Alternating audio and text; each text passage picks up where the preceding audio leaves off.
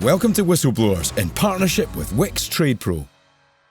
Hello and welcome to Whistleblowers. I'm Gordon Smart, the BTEC Dan Walker, joined as ever by Mark Clattenburg, the most honourable referee I've ever met, and Ian Ladyman, the most dishonourable journalist ever to cross my path. This is now the 4th episode of the podcast, so we thought it would be time to trawl through some of the comments to see if we're part of a title challenge or if we are doomed for the drop.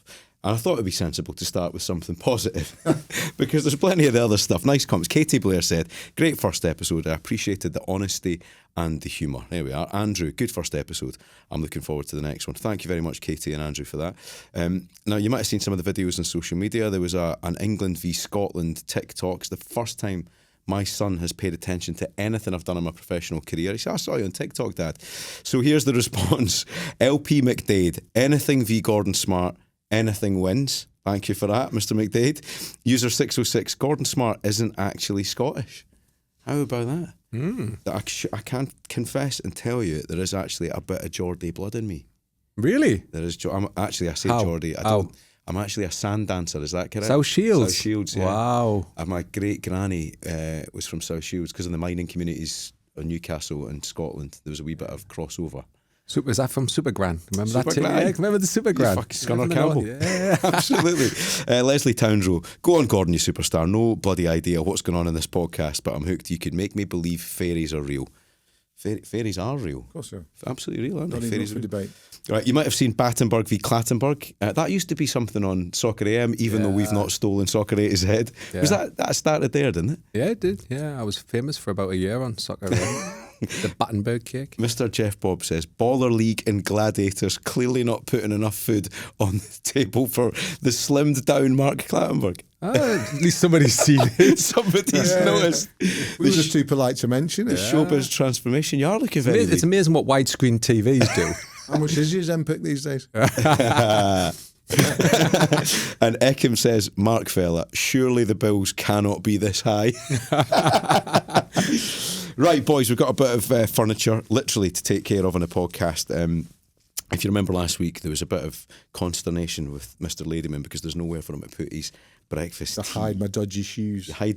This week, the shoes have not got holes in them, which I'm pleased to report. But they're too small for me, these ones. They're hurting my feet, yeah, that's it. They are football manager shoes, then. They're hurting my feet, these. I mean, do you all go to shop in the same place, football journalists and managers? I bought these shoes at Paris Airport on the way to cover Euro 2016 when I realised I'd left my shoes at home. They qualify as vintage 9 years old, you know? Yeah, and they're still too small. So I can tell you we've got a letter from our lovely sponsor, Wickes. Incidentally, have you received any of your items from the sponsor yet? Oh, my Whistleblower's still on order. Your Out leaf of stock. blower. Your leaf blower. What did I say? They're going to rename it the Whistleblower. Yeah. I tell you what, if it doesn't come soon, there's going to be some words in the Clattenburg house. When's her birthday? I definitely need it for the birthday.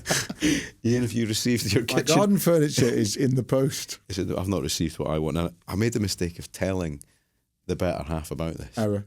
Big error. Every day. When's that stuff arriving anyway? There's no sign. I'm hoping this letter might, so I'm going to open this. This could be the vouchers. Yeah. This could be the vouchers, couldn't it? Yeah. Were you at a garden centre this week, I believe? Yes, I was. Or was it a actually. Wickes Trade Pro Centre? I went to St George's Park for an England press conference on Monday. Got there an hour early and they wouldn't let me in. And I literally wouldn't let me on the property. I said, I just want to go and sit in the car. They said, no, we can't let you in. But there's a garden centre around the corner and go there for a cup of coffee. Wow. So I went there for a cup of coffee and spent 35 quid. Not on a cup of coffee. Is that going through expenses? Yeah. I couldn't possibly comment. I thought you were telling me you got turned away from a garden centre. I've never tried Career to. low. I've got many things to expenses. Never a hanging basket and a hydrangea. So I'm not sure that's going to work. So here we go. Dear Whistleblowers, at Wickes, we believe in building things properly. So rather than sending you a table, we're setting you a challenge. Build it yourselves. One piece per week, one host at a time. Prove you've got the ability or at least the chat to get the job done. Each week, one host must build a part of the table. We'll let you decide who starts, but for the sake of your own sanity, you must ensure the table is finished to a very high standard. Best wishes, your pals at Wickes. Right, so what we're going to have to do is assemble a table with the wood that's presented before us with a couple of tools. Now, I know who my money is. We are a couple of tools.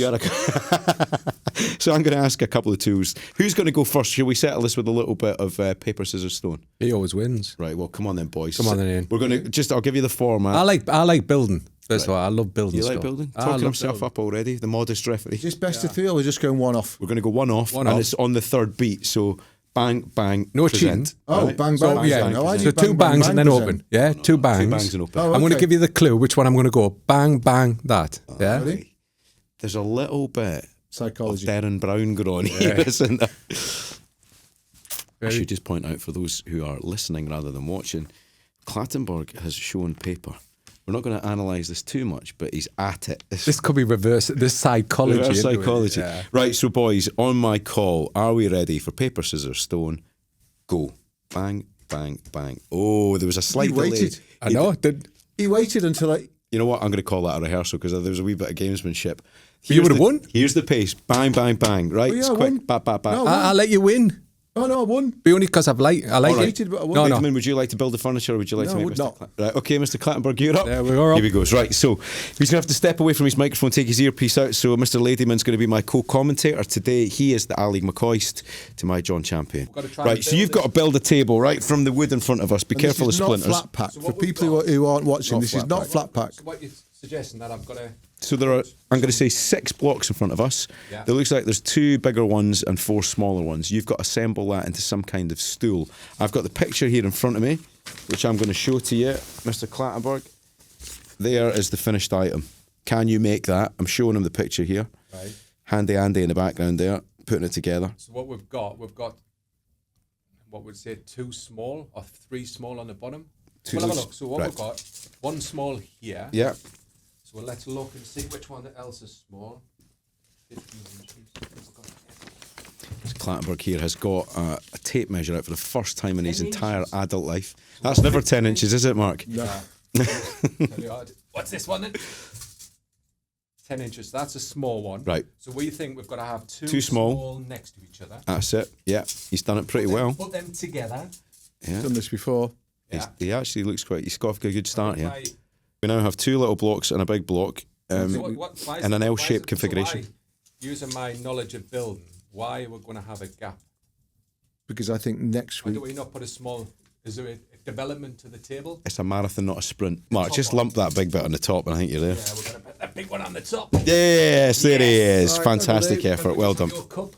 Yeah, can we just test it? Doesn't? Yeah, there's one here. There we go. Hold on, it's sliding down. I think Mark Clattenburg is get. What would you give him as a player rating? It's the world's first downhill table. No, he was quite what he was. He was methodical.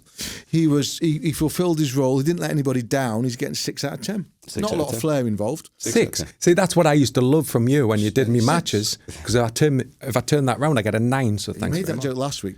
Yeah. Not for the first time in this podcast, Mark Clattenburg has delivered a stool. Right, let's move on. Right, thank you so much for all your correspondence on social media, by the way. Really grateful for it. We should give you a little reminder in this episode of all of the handles in case you don't know them. Instagram, Whistleblowers Pod. TikTok, Whistleblowers Podcast. X Blowers Pod. There you are. Question for Mark off the bat here. Austin, hello chaps. A question regarding the VAR debacle with Luis Diaz's disallowed goal at Spurs the season before last. As I'm sure we all agree, people make mistakes, but this fuck-up was off the scale. Officiating incompetence at its finest.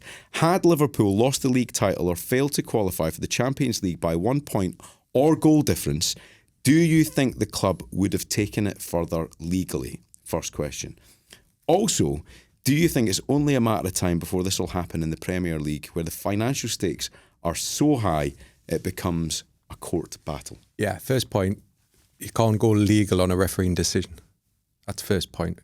Because it's the court of law in Switzerland decided that an umpire referee cannot be sued for an incompetent decision because it's a mistake made in an honest way. Even post-Brexit?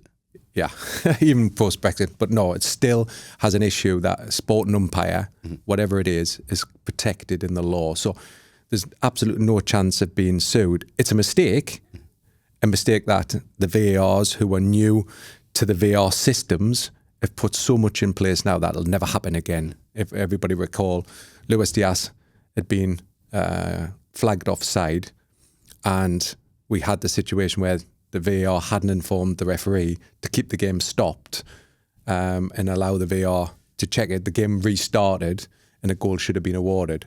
The issue with that is we'll go back to these protocols again, surely for the good of the game and the right outcome.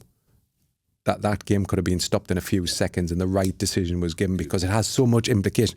I don't get this argument, even working for Nottingham Forest in the last years, about refereeing decisions.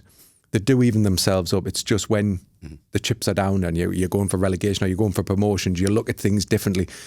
Things do even themselves up. So that... I have a question mark for you, because I should know the answer and I don't. If you remember, the VAR official from that game had been refereeing in the Emirates the Friday before, hadn't he? Who was it? No. So they'd been in the Emirates. They'd flew back on the Friday. So they did a game in, it was Michael Oliver and Darren England was the VAR. They'd come back from Dubai. That's right. Entered. But I think that's absolute garbage as well. So I don't. My question is that still happening, or have PGMOL tightened that up? PGMOL, that never happened with Mike Riley, because I was stopped going to Egypt to referee their finals. The argument being that you were too tired to make a big decision. Jet lag. Yeah. But listen, I think it was a valid bone of contention, that. But anyway, but I think it's also good for the referees. One side of that, it's good for the referees also to get experience in other countries. That was one of my massive things. Going to China, going to Saudi, it opens up and broadens you to different styles of football. So it has a positive. The negative was, because there were match official shorts. It was too short. If the game was, say, Tuesday, they came back Wednesday, Thursday, Friday, rest days or whatever, doing a VAR, which is not physical work at Stockley Park, I think that would have worked. He's come back from Dubai on a Friday, straight to Stockley Park. Do we blame tiredness? Do we blame... It wasn't just Darren England that was in the room. There was an assistant VAR. Yeah. So is Howard Webb still allowing that? No. Oh, he's not. Austin makes a really good point here, though, because there is an argument, particularly with the Americanisation of ownership, that this could end up in a courtroom, even though you say that, because they could argue negligence. Is that a different thing rather than... That's an interesting argument, because we understood this at Nottingham Forest. We had a meeting with the Premier League, and the Premier League was saying, we don't understand why all the clubs are suing the Premier League. Why is everybody, when the clubs are the Premier League, the stakeholders, why is everybody going down this route of suing the Premier League? And there was one clear answer from the chairman. He said it direct to the Premier League. You have more owners now from the United States who use that as a tactic, a ploy, common practice to sue when something is not correct. So therefore, you're always going to get, with an amount of American owners, more. And when other foreign owners from other countries see that, they feel it's common practice, so we'll do that action. But so it's now. You're also right that if we find ourselves going down a road where football clubs start to take legal action against referees for mistakes, then we're on the road to hell. Yeah. It does happen in other countries. No way back. Yeah, it does happen in other countries, because in Greece, that's common practice. But it never goes anywhere. It means they won't have that. It was a tactic that they wouldn't have that referee go to that club again. That was one tactic. Yeah. But it didn't happen to me when I was head of refereeing, because I used to send them back. But also, the referees didn't have the money to protect themselves. So therefore, it would solve it in other ways.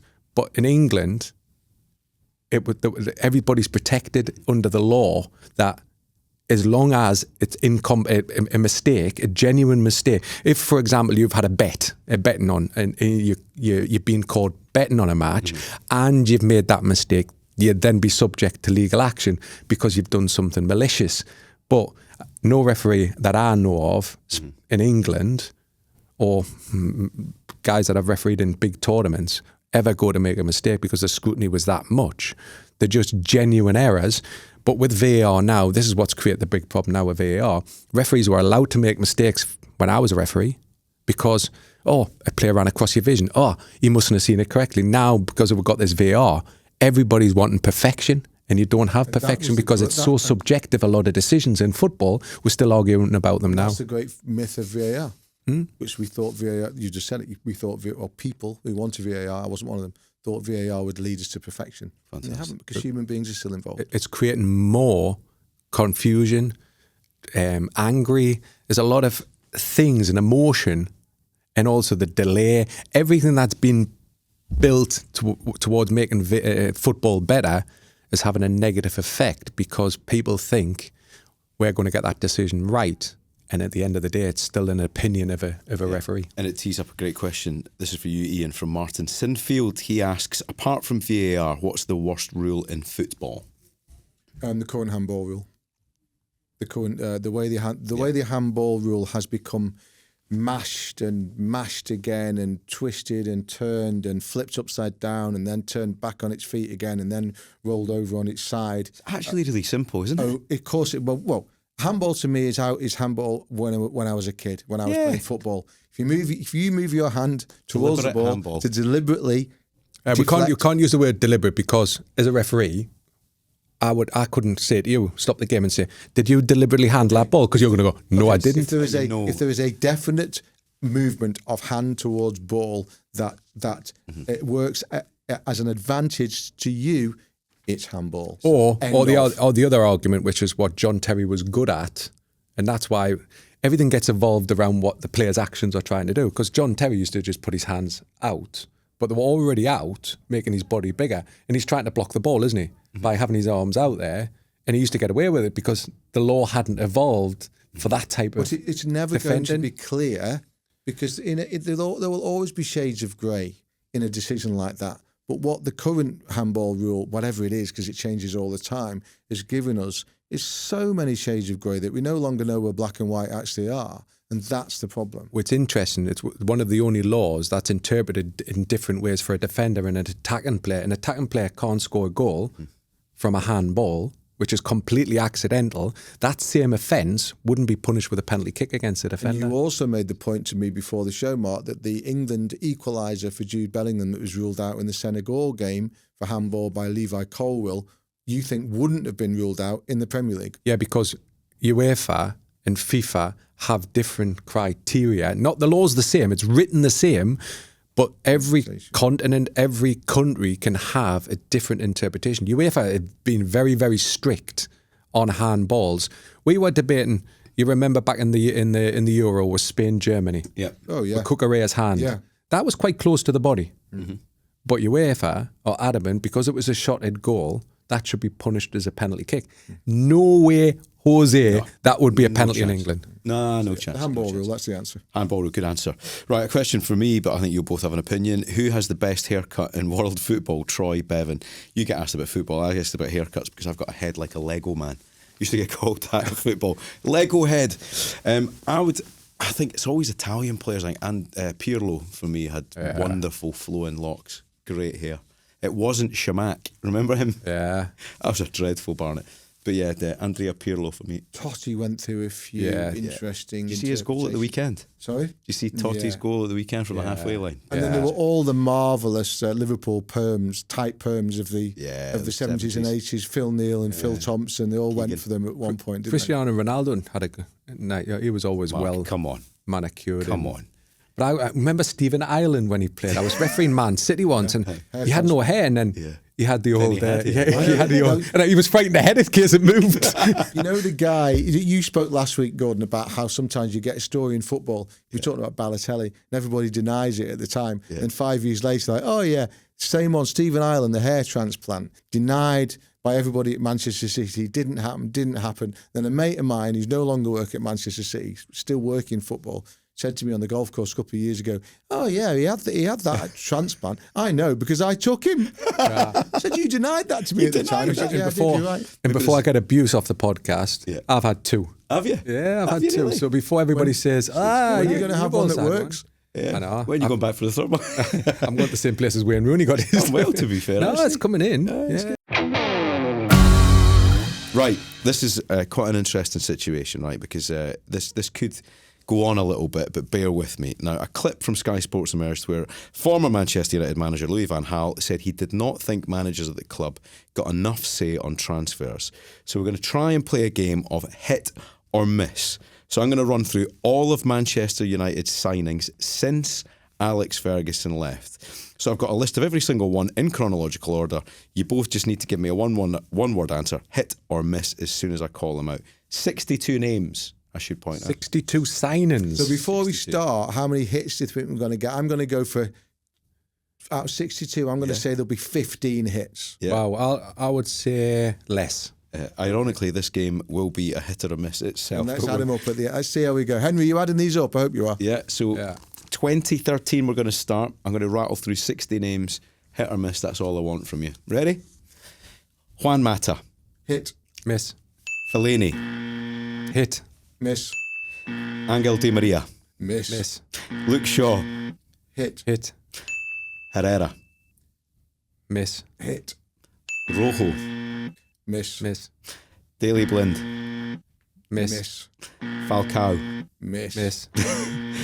Milinkovic Savic. Miss. Miss. Miss. Did he play for Manchester? Just one player. Anthony Martial. Miss. Miss. Schneiderlin. Miss. Miss. Depay. Miss. Miss. Matteo Darmian. Hit. Hit.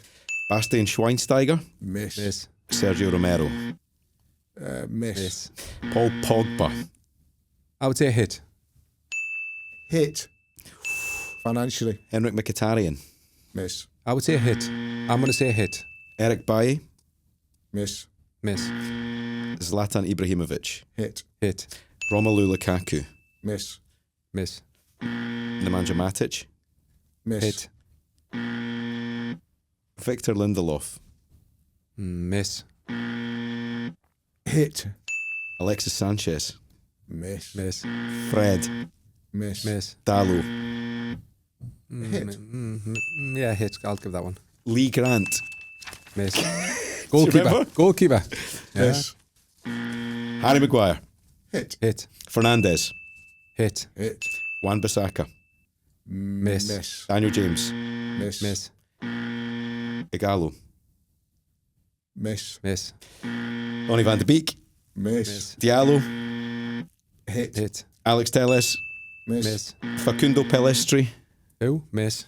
Miss. Edison Cavani. Hit. Hit. We're only halfway there, boys. Let's keep going. Halfway there. Jadon Sancho. Miss. Miss. Varane. Hit. Miss. Second visit of Cristiano Ronaldo. Ah. Miss. Miss. Tom Heaton. Miss. Great guy. Hit. Ah, there's something underlying there. There's underlying. Anthony. Miss. Miss. Casemiro. Hit. Hit. Martinez. Hit. Hit. Malacia. Miss. Miss. Wout Weghorst. Miss. Forgot about him. Yeah. Alone. Nah, I didn't. Hit. Oof. Martin Dubravka. Miss. Christian Eriksen. Miss. Miss. Marcel Sabitzer. Hit. Hit. Jack Butland. Miss. Miss. Hoyland. Miss. Big miss. Mason Mount. Miss. Miss. Onana. Miss. Miss. Amrabat. Miss. Miss. Binder. Miss. Hit. Johnny Evans. Hit. Hit. Reguilon. Miss. Miss. Lenny Yoro. Hit. Hit. Ugarte. Hit. Hit. Delight. Hang on, you gotta say I would so say far hit. miss. Yeah, but he's got potential. Hit. I'll go hit. Delight. Miss. Hit. Xerxes. Miss. Yeah, miss. Dorgu. Oof. Hit. Yeah. Mazraoui. Hit. No. Aiden Heaven. Who? Made in heaven. Came from Arsenal, young kid. Yeah, miss. How can we say? Come on. Is there such thing as a hiss? Come on. Potential. There's a half answer All right, there. I'm going to go hit. Right. Let me see how well I can read this out. The gross spend since Sir Alex Ferguson left, £1,741,900,610. What? Say that again. Seriously, say that again. 1.7 billion. I tell you what, I wouldn't mind being an agent in Manchester United. How about this? The net, Incredible. yeah, the net spend since Fergie left, 1.2 billion. See, this is then this That's incredible. those figures are interesting, and those. And by the way, I'll just say one thing: Manchester United's transfer policy had gone west before Fergie left. By the way, some of Fergie's last signings were not great. Robin van Persie's side. It's a bit rich for Louis van Gaal, by the way, to say this week that one of the problems is that United managers don't get choice over signings. He's pretty much the last manager who did, because that was the way that him and Ed Woodward decided to do it. So he was allowed to get Schweinsteiger from Bayern Munich when everybody knew he was over the hill. Did he buy Depay? Absolutely bought Depay, who people at United thought was a wrong, and within about half an hour of his first press conference finishing. So he had an influence there, but also that those figures do undermine that argument about, we don't spend because of the Glazers. The Glazers have done what we know they've done to Manchester United, and it's unforgivable and shameful. But Man United have spent money, as you've just outlined. 21 hits. Is that what we did? You were said 20? I said no. And I what think we're I said saying, about that's 15. 40 misses and a half. Yeah, Yeah, but I think but I think there was some that you would put. We don't know yet, do we? Yeah, absolutely. I think there's a few that you would say Most recent have signings potential. have still got a chance to turn things around. Be club They're legends. going to have to do something after the league performance last season. And that is the point with Manchester United. We can talk all we like about changing managers and whether they should, but until they get that side of the business right, then they'll continue to fail because you can't win matches without good players, and they keep buying the wrong players. Right, moving on. Every week in the second episode of Whistleblowers, we are taking part in a selection process for our all-time starting 11. We did goalkeepers last week. So Ian went for Buffon, I believe, in goals. Great Mark, Italian, you went yeah. for Schmeichel. I was old school Welsh legend Neville Southall, great Everton goalkeeper, a formidable human being. This week we are looking at right backs, which we have learned is the position you play if you're the shitest in the team. Yeah. Where did you play, Ian? Right back. Mark? I started off as a striker, and guess where I ended up? Right back. Right back. Right back. Yeah, there we go. I was a centre Right back half. in the dressing room. Then as a midfielder, but I did play a bit of right back as well in full transparency. But I was the Kinross Colts Player of the Year when I was 11. So there we go. I'm right back. What happened at 12, 30, 40, 50? That's when we started drinking in Scotland, Mark. You're bringing onto that like a drowning man clinging exactly. to a bit of driftwood. Yeah. Correct. Right, so we're going to start with right backs today then. So you want to go first, Mr. Clattenburg? Yeah. Take last night out of it, or take the recent England-Senegal match out of it. I'm going to say Kyle Walker. And why I'm going to say Kyle Walker is, yes, he had the pace. Now he's getting a bit older. People remember him as now. But if we go back, under Guardiola's mixed that defence up many, many times. And there's one person that's always stayed in that team was Kyle Walker. So that suggests to me, if Guardiola thinks Kyle Walker is an incredible player as right back, then that's my choice. And there's a fine right back for Tottenham before that, Yeah. by the way, and played centre half for England. Did he come from Sheffield United as part of a double deal? Originally, yeah. And what I've always admired recently about Kyle, because we know that some of the things that have been going on in Kyle's private life have been all over the front pages of lots of newspapers and on newspaper websites in recent years, but it's that ability that he has, like very few footballers, just to leave it all behind and go out onto pitch and just play. Unbelievable, isn't it? Just play. He's got the skin of a rhino, that lad, and has been a very, very good footballer, like you say. I've watched him play many times, and talked to him many times as well, and he is thoroughly engaging. Kyle, It's a colourful life. I like the lad. It's a classic example of people casting stones at him, but actually, if they were in his boots, they'd probably be in a similar pickle, given all the riches and stuff that's happened in his life. Right, exactly. Ian Ladyman, who would you choose in right back? So I'm going to go way back. I was thinking that people like Dennis Irwin, for example. I'm going to go even further back to the great Liverpool team of the 1970s, Phil Neal. Listen to this for a roll of honour. Okay, I'm counting these up off my phone. First division titles: 1, 2, 3, 4, 5, 6, 7, 8.